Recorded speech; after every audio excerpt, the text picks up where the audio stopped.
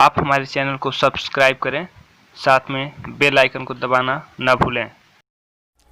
तमाम मित्र लोग के आदेश के अनुपालन, हालांकि यूट्यूब पर ही कविता हमार बा, लेकिन ख़ास तौर से बादशाह प्रेमी ऑफिशियल पर आप सर्च करके नया वीडियो अगर हमेशा देखना चाहिए तो पहले अनुरोध कर दी आपसे कि हमारे चैनल के सब्सक्राइब करें, बेल आइकन दबाई और नया वीडियो तमाम ऐसा हम आप सबसे शेयर करब देखब।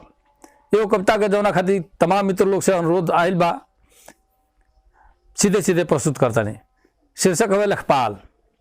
जहाँ तक अपने उत्तर प्रदेश के बाद बा, लेखपाल में दुई आदमी पाल होला, एगो राज्यपाल एगो लेखपाल। लेखपाल लोग के करनी करतूत से जुड़ल कविता बा।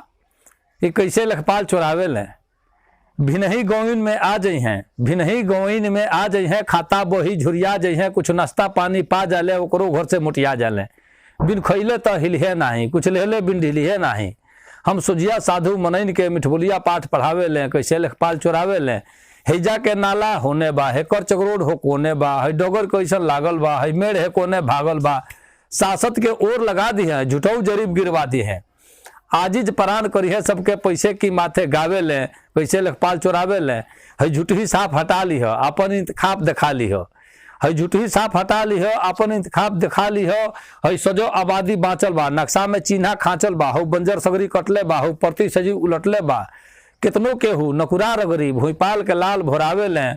कैसे लेखपाल चोरावे लें, एगो बाँस घटल बा थुन्ही के, परसों औतौले चुन्नी के, एगो लड़ही चाही घारी के, घुरियौले काल बिहारी के, एगो हल्के ले जगत में, पसड़ौर कटाई भगत में, मंगनी की पतई पतह से सब छान पलान छबावे लें। कैसे लेखपाल चोरावे लें, जटमल के नंबर जोधा में, जटमल के नंबर जोधा में, जोखू के खेत जसोदा में, घुरहू पौले घिसियावन में, घमड़ी घर भरन मिलावन में, बोमा बिगू चकरा गई, पतिराज चकाउट पा गई, अब पैसा लेके प्रति परास पट्टा कके ओरवावे लें। कैसे लेखपाल चोरावे लें, कैसे लेखपाल चोरावे लें। बहुत बहुत धन्यवाद। एक बार पुनः आप सबसे निवेदन कि बादशाह प्रेमी ऑफिशियल के सर्च करी, बहुत नया वीडियो देखी, सब्सक्राइब करी, शेयर करी, बेल आइकन दबाएं। धन्यवाद।